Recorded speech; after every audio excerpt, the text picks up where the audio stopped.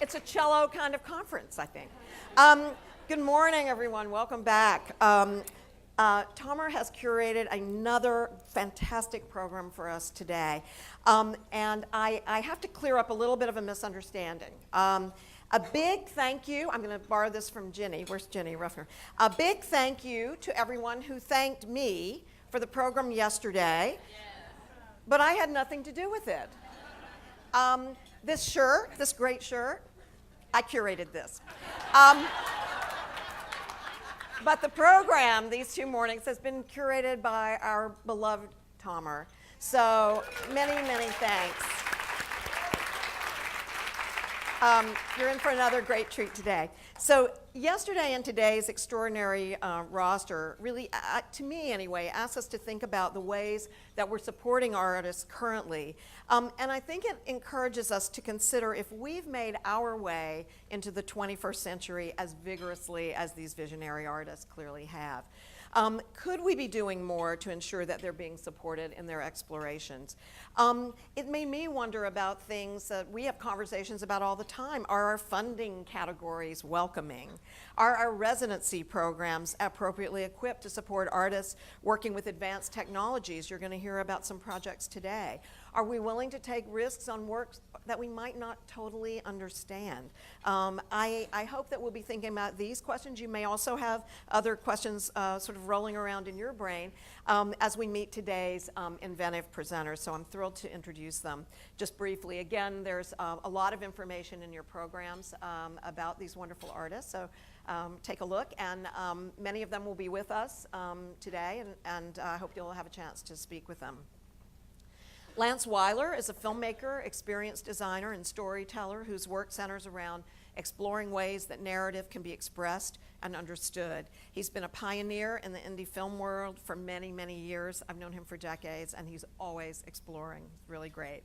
Matika Wilbur is a Swinomish and Tulalip photographer documenting the 562 federally recognized tribes in the U.S., a project designed to change the image of Native people in the media. Such really important work.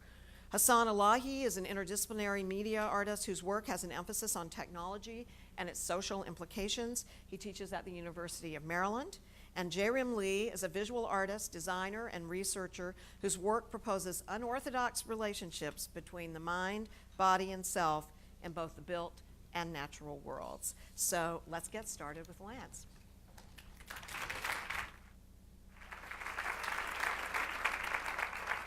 Hello, my name is Lance Weiler. I'm a storyteller, and excellent. I'm going to talk today about story-driven innovation, and for me, I'm very interested in this idea of the way that I guess I'm storytelling agnostic. I don't really adhere to running times, formats. I'm just interested in how stories can be more pervasive.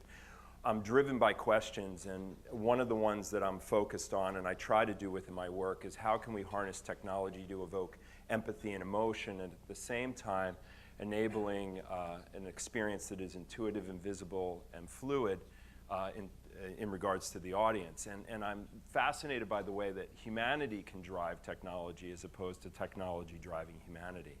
So a lot of the work that I do is really focused on this idea of local and global. How can I connect people in interesting and innovative ways? And so one of the projects I want to talk about is called, it was called Pandemic. And over 120 hours, people stepped into this world that allowed them to basically work together to fight a fictional pandemic. And so I had over 40,000 participants at the Sundance Film Festival that stepped into this world. And basically what it consisted of was I hid 50 golden objects all throughout Park City. Those golden objects all had stories associated with them. The way in which they were found was we circulated 50 phones in biohazard bags without really any instruction. They had hand cranks. And what would happen would be that when people were online, they were able to remix these assets, photographs, video, so forth and so on. And what would happen is it would unlock a phone number and a geolocation of one of these things that was hidden in Park City. So you could imagine that somebody walked up to you and they handed you one of these bags, and once they handed you the bag, all of a sudden it started to ring, you answered it, and somebody was like, I know where one of these golden objects are, you have to find it. And so we ended up having people working together on average for anywhere from 16 minutes to a whole day trying to find these different things. We built a Center for Disease Control where people could go in, and the whole story evolved over time. So my desire to tell these social and connected and pervasive stories that are personalized is really at the core of the work that I do. I recently collaborated with David Cronenberg and produced a story that kind of I was commissioned, and I took elements from his world and I brought them into this really rich environment where you were effectively transported into a world where David's science and technology had been licensed by a biotech startup, and that biotech startup was working to evolve humanity. And the first thing that they did was they created an implant that basically it was a recommendation engine, and it knew what you wanted, needed, or desired before you did, right? And so what you did is you stepped into this simulation. It was a 3-part simulation that was built off of emotional intelligence. And when somebody would go through the experience, if you stuck with all 3 simulations in a gallery space, we started printing 3D pods that were based upon your interactions within the story. So every single pod was tied to how much you watched, what you clicked on, what you effectively interacted with. And so we wrote an algorithm that would produce these significant storytelling objects that were based upon somebody's experience within the world. That worked out very well because within that gallery space, we ended up having people travel in from all over the world to come and claim their pods, which was pretty interesting. But I think, for me, as I look towards the work that I do, I'm really fascinated by this shift in those formerly known as the audience, who have become very much collaborators in the work that I do. And a lot of the work that I do plays with the role of data and how I can measure what's going on and how I can iterate the experience and what I can do to reach more people, because I'm fascinated with helping people to become better storytellers. My son is 6 years old. He is obsessed with Minecraft in a positive way.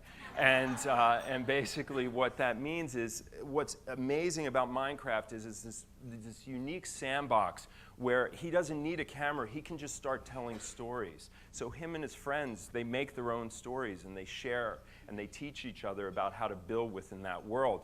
And so this next project I'm going to show was inspired by my son. This is Laika. She's a robot from another planet. She's here on a hero's journey because her planet's weathering away due to the misuse of her fellow robots. And she travels the world. She literally travels the world. She's been all over. And she goes and she is powered by the imagination and the creativity and the curriculum of students that uses science, technology, engineering, art, and math in terms of what she does. And that connected toy actually has sensor technology inside her, which allows her to read altitude, air quality, geolocation, and air temperature, and send it back to the students. So as she goes and she travels, the students, the way the lab works, they'll go outside the classroom, and there'll be a rope, and there'll be a balloon up in the sky, and there'll be this box, and they'll pull the rope down, and all of a sudden they'll get to the box, and they'll realize they have to collaborate to open it. And then once they do, she's inside, and there's all these activities and these different things that the kids have to do. The project, as it goes forward, she's been all over. This is her in the Great Barrier Reef. She's made a number of friends and gone diving.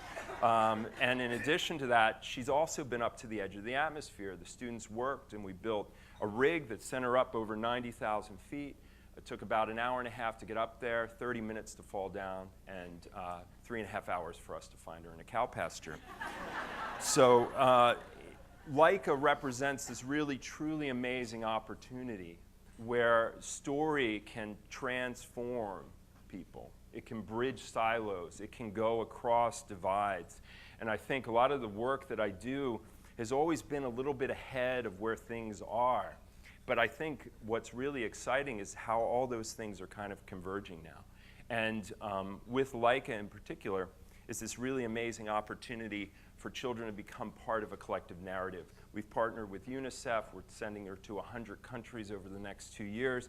And at the close of the project, she'll be launched into space with all the artwork and the stories and the data that's been collected. So when kids look up in the night sky, they'll be reminded of how far their imaginations can carry them. So I'm really fascinated by this idea of how story can be an R&D vehicle, this mixture between story and code and what's possible. And so I teach at Columbia University. I should note that I never went to school. They would invite me in to talk because I was very disruptive. And then, so I said, oh, well, why don't we start a digital storytelling lab? Because I didn't know any different. So we've started one there, and it's a really quite wonderful lab. And our first experiment is called Sherlock Holmes and the Internet of Things. I don't know where it's going to lead, but it's a massive global thing. We invite all kinds of participants to be part of it. All I know is that a year from a couple weeks ago, we have to present something at Lincoln Center that's going to make use of inanimate objects to tell the story, a reimagining of what Sherlock Holmes is. And at the end, it's all about story innovation, the same way that Doyle's stories gave birth to forensics. We're looking to use story as a development tool moving forward. So I thank you very much.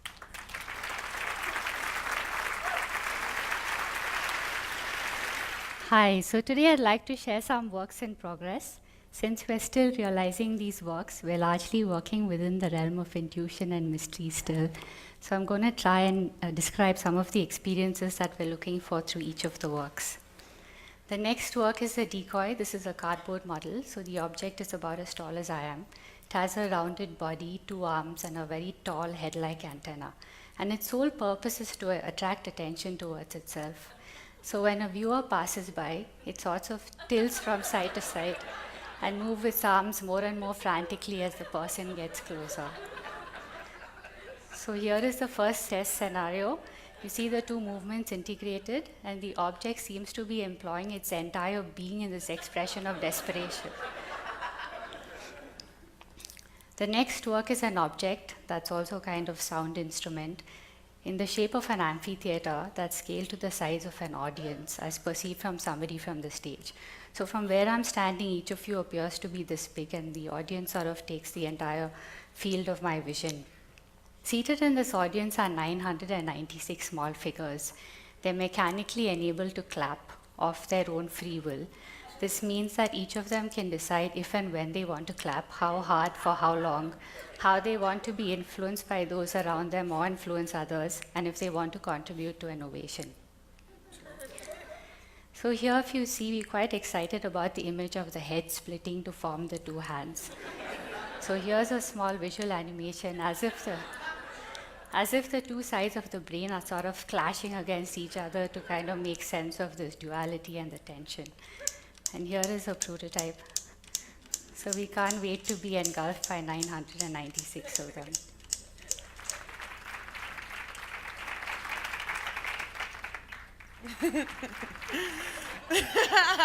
Okay. Hi, good morning. Okay. Can you recall the last image that you saw of a Native American in massive media? Is this what you saw? Between 1990 and 2000, there were 5,868 blockbuster released films. Only 12 included American Indians. All of them portrayed Indians as being spiritual or in tune with nature. 10 films showed Indians as warrior-like. 10 as impoverished, desolate, or beaten down by society. But presentations of Indians as business people, teachers, doctors, lawyers, and professional athletes and other contemporary jobs were largely absent from these films. What's interesting is how that image manifests itself into our psyche. When these same images are shown to our young Native minds, they report low self-esteem and feel depressed about what they are able to become or want to become. Shockingly, when the same images are shown to their white counterpart, their self-esteem is raised. How can we be seen as modern, successful people when we are continually represented as the leathered and feathered vanishing race?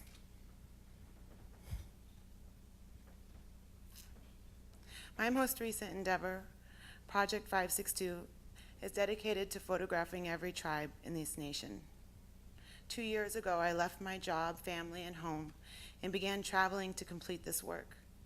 Since then, I've driven 80,000 miles and shot hundreds of rolls of film and visited over 200 tribes. In each community that I visit, I interview and photograph several people. I ask them questions about stereotypes and identity. What does it mean to be a real Indian, I ask. How do you feel about blood quantum? What are the efforts of your community to uphold sovereignty? And mostly, can you tell me your story, such as this one?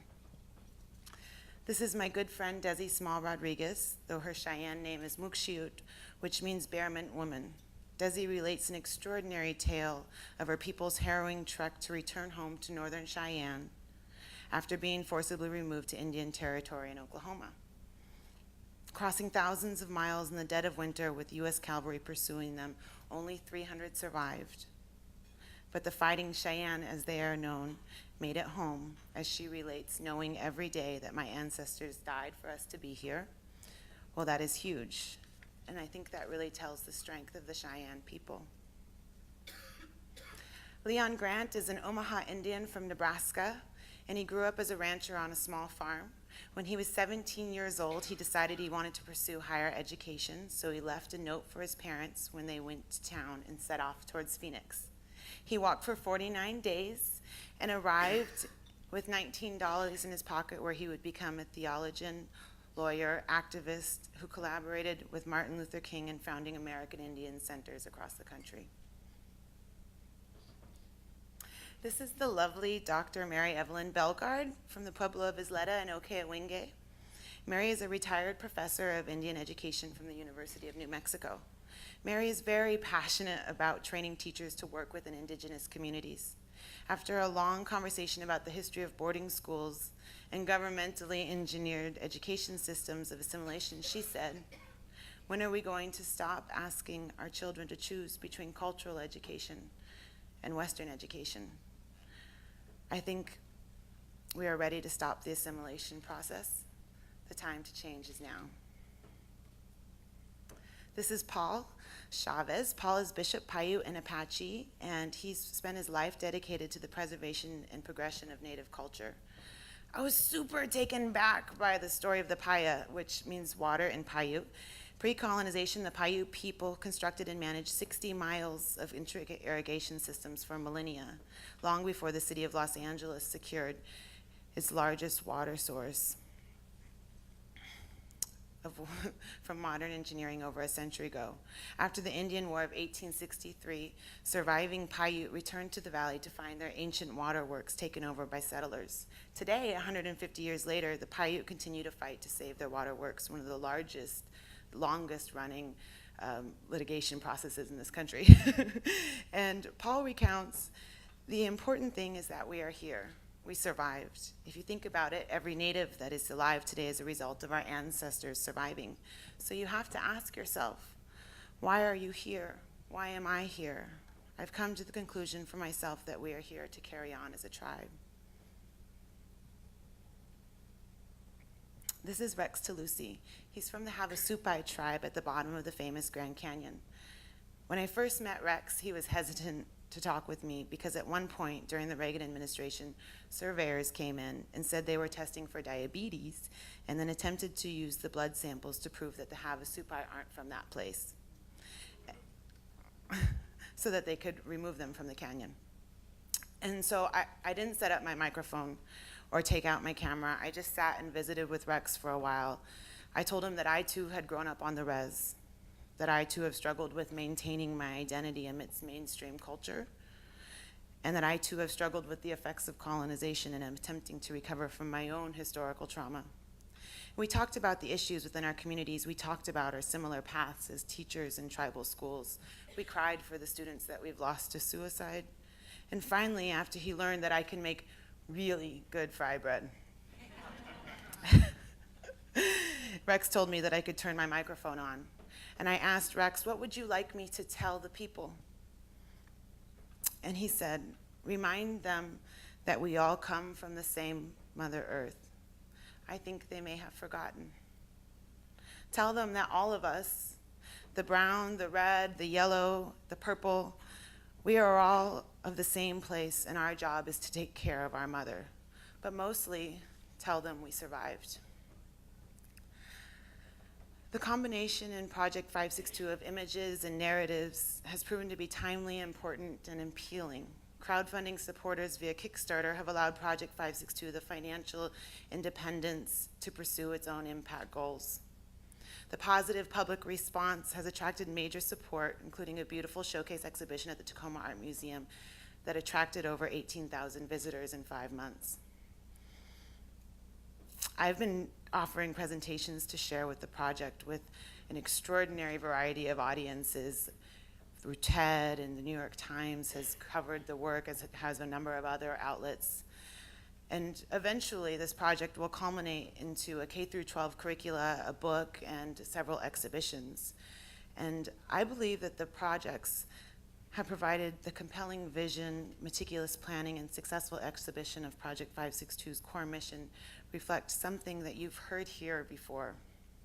Artistic confederations are in general practicing a kind of cultural engineering where we construct multiple creative outlets for exposing and sharing our work, along with vehicles for educational and arts training impact, while these venues and activities are largely financed by artistic entrepreneurship that is now an essential part of my artistic endeavor.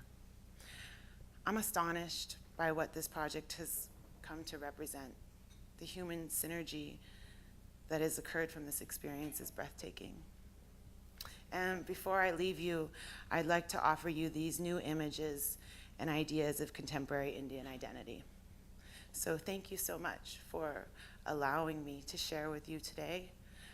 And I hope that you will join me in changing the way we see Native America. Tigwitsi GIA.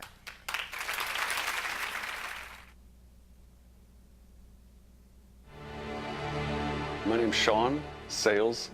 I am an instructor for the Basic Multimedia Reproduction course. And I'm an artist.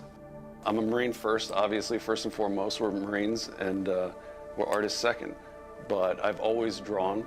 I've always really loved the arts.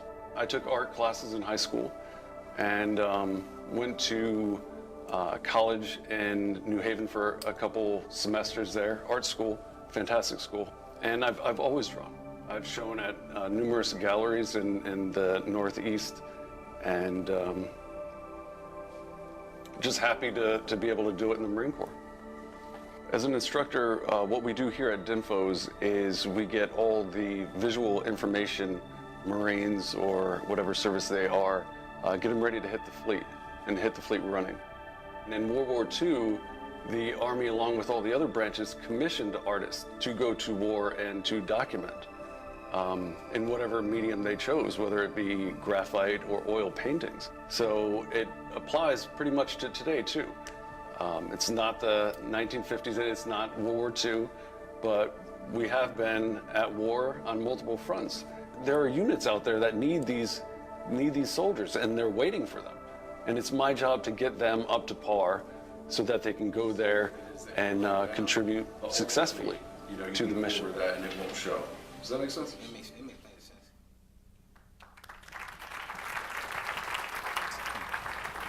So I'm Hasan Elahi, and I have a pretty broad body of work. I work primarily with issues of surveillance, citizenship, concepts of monitoring borders, what it means to cross borders, both as an immigrant and also as someone who works in various blurry lines of technology and such. So one of the things that I wanted to show you, so this is me, and if you go to elahi.org, you can see some of my other works. And I want to talk a little bit about tracking transients, which is the project I'm going to show you today. It's a project Creative Capital, which has been incredibly generous in supporting this over, I don't know how many years now. And actually, quite seriously, because of the nature, and I'll tell you a little bit about the project, but I have to really thank Creative Capital a lot, because until Creative Capital got behind this project, very few people were willing to even touch this project. A lot of it has to do with the fact that shortly after 9/11, many years ago now, I was reported as a terrorist. So there was a report sent in to the authorities that an Arab man had fled on September 12th who was hoarding explosives. By the way, that Arab man would be me, even though I'm not Arab, and even though there were no explosives, even though it wasn't the 12th. But you know, it's one of those things, if you see something, say something. It was one of those situations. So I spent 6 months of my life with the FBI, justifying every moment of my existence, telling them what I was doing, basically like trying to say, look guys, I'm not a terrorist. But they, of course, it's once, and they knew I was harmless. Anyone that talks to me for more than 30 seconds, you'll realize that I'm completely harmless. But the system doesn't work that way. Once you're mixed into this thing, it takes forever to get out of it.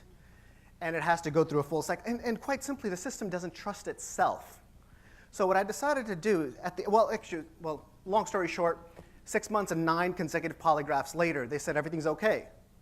And I was like, I know everything's okay. That's what I've been trying to tell you guys all along. It's like, guys, can I get a letter saying I'm okay? Because all we need is the next guy not to get the next memo at the next airport, and here we go all over again, and here we go through another 6 months and who knows how many parts of my life. So they were like, well, here's some phone numbers. If you get into trouble, we'll take care of it. So I would call my FBI agent, and I'd tell him, this is where I'm going, this is where, this is my flights. Not like because I had to, but because I chose to. I voluntarily decided, hey guys, I don't want to look like I'm raising any red flags or running off into some other place. I want you to know this is where I'm going, this is what I'm doing. Then the phone calls got to, longer emails, and emails got really long, like, thousands of words. Like I'd tell them all sorts of things, and then my FBI agent would always write back, thank you, be safe. So it was this really awkward relationship. You ever think like you're really connecting with someone and you're telling them all your life story, and they're like, yeah, okay, yeah, it's one of those. So I got kind of jilted. I was like, this kind of sucks. It's like, welcome. It's like I'm opening up my entire life. I'd send them things like, hey, it's like I'm hanging out on the beach in Cambodia. The beaches, you should consider a vacation here. It's really beautiful. I'd send them like travel tips on which bars to go to, and I would always get back, thank you, be safe. So I was like, it wasn't that exciting. So what I decided is that then I was like, well, wait a minute. Why is this FBI agent so special? Why does only this FBI agent get to know about me? So what's going on? So then I took my, this is back in 2002. So some of you remember that old Nokia 6600 phone? That thing with the 9 keys that you had to text all funny, and it was like, it was like a brick, or I guess it wasn't like the old bricks, but it was brick enough. Anyway, so I hacked that, basically turned it, way before the days before the word app is now, it's a common word now. I mean, we didn't even use the word in the same way we did back then. But I wrote some really clunky code, and I turned it into a tracking device, into an ankle bracelet, essentially. And let me show you what it does. So this is what it actually does, and you can get a look, and some of you may recognize that entryway with the flowers. So, this was kind of a weird thing back then. People were like freaked out looking at yourself as a pixel, and you recognize that hotel with that nice little pool. It kind of looks like that over there. And then basically I started sending all sorts of little details about my life to the FBI. Every few moments I would check in and say, hey guys, I'm here. I'm not up to, I'm not doing anything shady. Just letting you know I'm buying vegetables on November 6th at this place in Chinatown in Oakland. or that I'm driving down, on this highway, making deciding whether I want to go to Sioux City or Omaha, or that on January 24th I made a call from that location, or that I got my gas on July 20th at this truck stop. I mean, or that I ate this half a head of lettuce on George Street in New Brunswick, or this taco in Mexico City at 424 on July 5th. I had this thing of where I decided, so I send him all sorts of these pictures. I send him every little thing. And the rationale that I took is, all right, FBI, you want to watch me? I'm totally cool with that. I'm totally cool with that. But you know what? I can watch myself way better than you guys ever could. And I can get a level of detail that you will never, ever, ever have access to. So, I think it's important. I think we should do our share. We should do our share in helping out, because we know the country needs all the help we can get. So I decided that maybe we should just do this. But really, in a way, what's really, you can see that what I use. They need to know this stuff. This is important. This is important for national security. But really, in a way, which if you think about it, okay, so I have this FBI file. I mean, I'm pretty sure many of you in this room do too as well. But if you take this with this info on it, now the reason the FBI file has any information or has any value is because of the restricted access to that information. They're the only ones that have access to it. So what if we cut out the middleman? What if we just give you the information directly, which is basically what's happening here? So, I mean, this is way more detailed than their files. We don't know how detailed their files are, but they're kind of sloppy and things kind of fall through every now and then. So I decided that, in a way, if you look at the currency of the FBI, which is information, and if I borrow the simplest forms of economics, principles of economics of supply and demand, if I flood the market with all my information, then the information that the FBI has no value, and thus it devalues their currency. So I think it's really important to take into consideration of what does privacy mean to us, and how do we interpret it. We don't have an option of disconnecting. We're not going to give up our cell phones. We're not going to go off grid. It's just not reality today. But I think it's really important for us to define what our own identity is and opt in and decide what is it that we want to show. And in this case, what I'm basically telling you, I'm telling you everything about it, but I'm also telling you absolutely nothing simultaneously. And that's what the really exciting thing about it is because I'm totally in control over what information I'm sharing. And I encourage all of us to create our own databases and create our own information and share that. Thank you very much.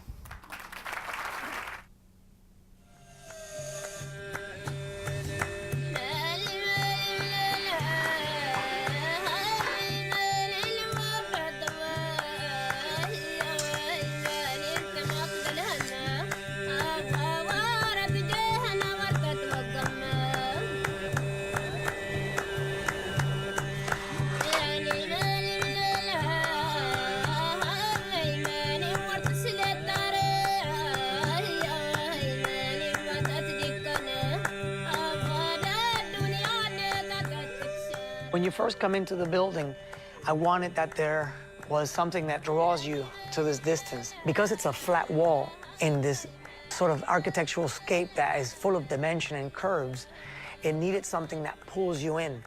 Its title, Nature of Language, deals with the hand and the mark making, the humanity in creating something. I feel it's a reflection on the history of language. This painting is about where do languages come from. There are so many diverse languages. All the words are the names of languages, the names of countries that they come from, the names of people that have been influential to the studies of those languages, the names of people also influential to the region. Here in Raleigh, it could be like the Piraha language that's whistled in the jungle, or street slang. It could be about anything that's used to communicate.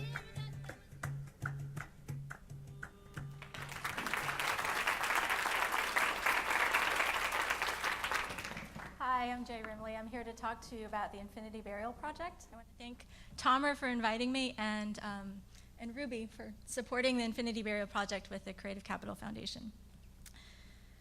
So a few years ago, I went to a different kind of conference, the National Funeral Directors Association Convention. So I wasn't shopping for a new casket. I actually wanted to learn about the funeral industry and our cultural denial of death. So I put on my most conservative black outfit, I picked up an all-access pass, and I made a beeline for a formaldehyde regulation workshop. But within a couple of minutes of sitting down, I was approached by a mortuary bouncer and a PR rep who told me I wasn't allowed in there and then escorted me out. So the funeral directors were panicking because something was threatening their livelihood. Something was threatening the formaldehyde embalming, which is the bread and butter of the $20 billion a year industry. So in the next year, the National Cancer Institute would issue a report that said that funeral directors get myeloid leukemia and have respiratory problems at higher rates. And the whole workshop was there. The workshop was intended to reassure everybody that the funeral lobby would fight any kind of formaldehyde regulation that would protect its own members. And what this said to me was that by preserving our bodies, we deny death, we harm living people, and we further harm the environment.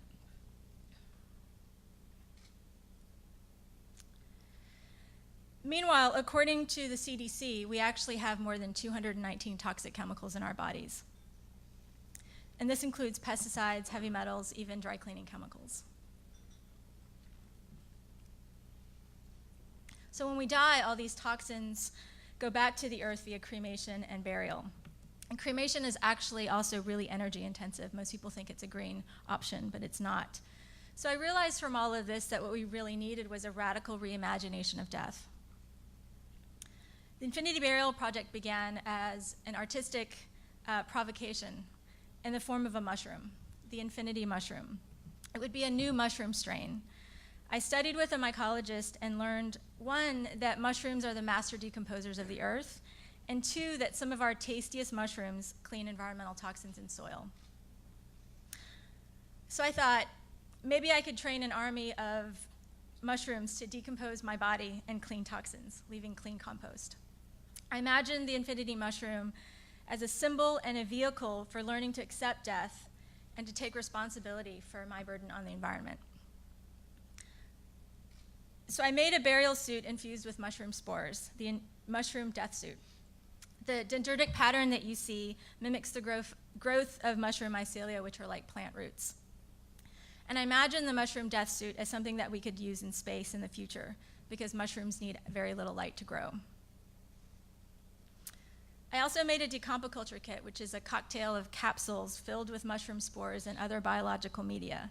The capsules are embedded in a nutrient-rich jelly that became a kind of second burial suit. And this was installed at the Mack Center for Art and Architecture in West Hollywood. So as provocations go, I realized this is kind of hard to swallow. We want to eat, we don't want to be eaten, right? That's how we view the food chain, for better or worse. So I was surprised I started to get emails from people who wanted to donate their bodies to the project. People who said, yeah, I want the mushrooms to eat me. So I gathered these folks and formed the Decompoculture Society. We held workshops about funeral options, went on field trips to embalming, fluid companies, and learned how to grow mushrooms. A few years ago, I gave a TED Talk, and it was #1 on Bjork's list of favorite TED Talks. The suit was featured on the Colbert Report, and hundreds of people started asking me to buy the suit. And then last year, I won a design award and was invited to present my work at the same funeral convention I had been kicked out of.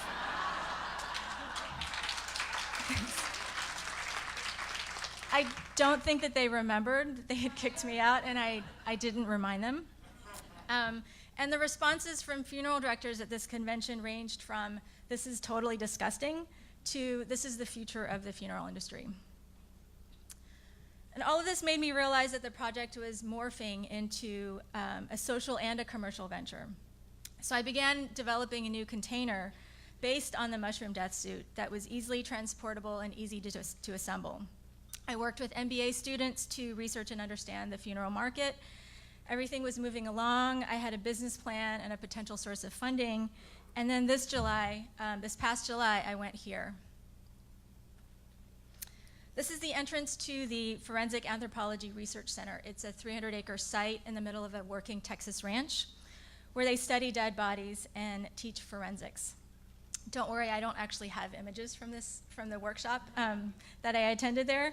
So on the first day, we were presented with 2 dead bodies in the field. And the policemen and the scientists in our group vied to handle the bodies and collect the insects that we were to study. For me, I just stepped back and I held back. I was like 20 feet from the bodies. And for 3 days, I was just gagging uncontrollably. The smell was really overwhelming, and it was the middle of July in central Texas, you can imagine. But something powerful kept me coming back every day, and that was being able to witness firsthand the bodies returning to the earth and reintegrating into the environment. On the last day of the workshop, we went to the back of the facility where they were receiving the bodies of migrants who had died trying to cross the US-Mexico border.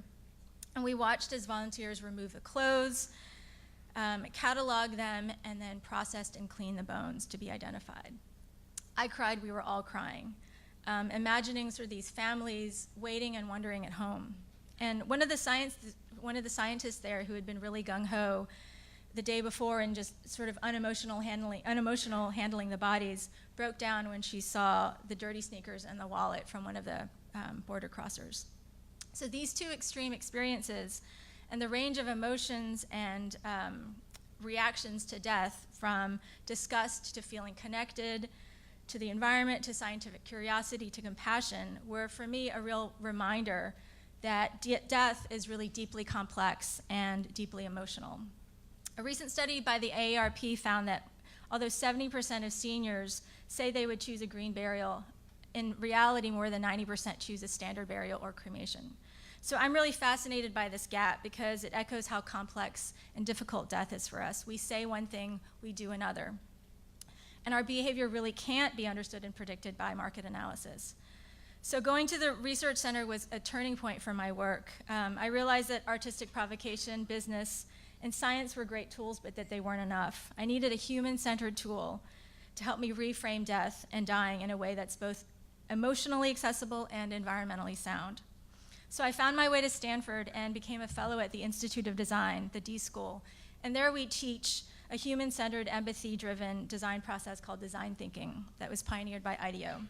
So I'm now using design thinking to help me design two things. One, a new way for us to access funeral options, and two, a burial site that will use bodies to restore landscapes that have been ravaged by human activity. And if you'd like to learn more, www.infinityburialproject.com. Thank you.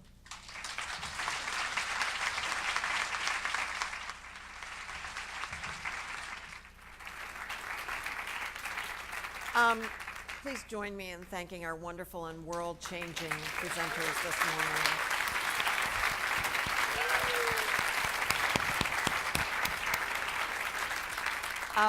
I am a proud member of the Decompiculture Society, and you can join too. So I want to say a big thank you to GIA for these really wonderful Idea Lab sessions, and I hope it's a tradition that will continue. And a special thanks to Tomer for just an incredible curatorial coup, so thank you very much. I want to leave us with just one thought, and it's a quote from James Baldwin that has meant a lot to me in my work over the years. He said, "Everybody wants an artist on the wall or on the library shelf, but nobody wants one in the house." And I think a question that I would like to leave us with is, what are we each doing in our work, in our communities, to ensure that artists are indeed in the house? Thank you all very much.